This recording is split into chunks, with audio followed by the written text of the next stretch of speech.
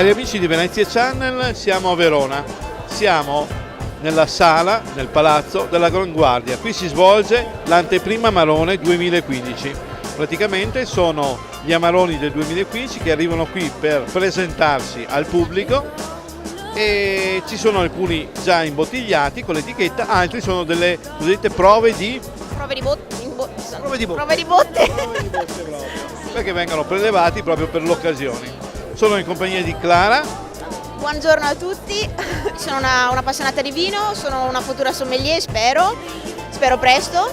E ti piace? Nel settore e ti piace sono indagare? Mi piace indagare. A me piace tantissimo, wine lover. Wine lover, così mi capiscono tutti. E noi andiamo proprio come wine lover a cercare qui qualcosa di buono. Prima mi hai segnalato qui.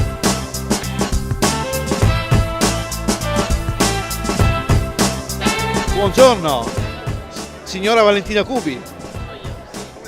Bene, grazie. Come le sembra questa anteprima Amarone 2015? Dicono che sarà il vino del secolo, quindi vediamo bene. Ci sono i presupposti giusti, giusto?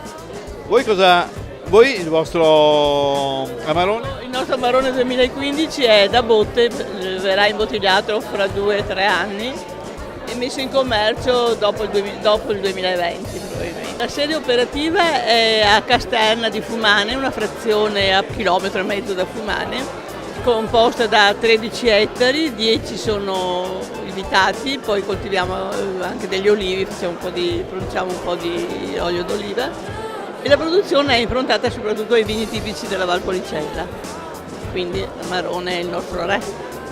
Benissimo, allora assaggiamo.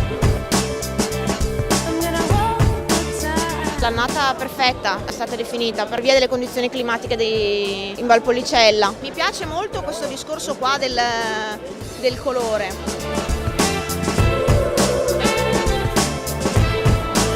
Approvato.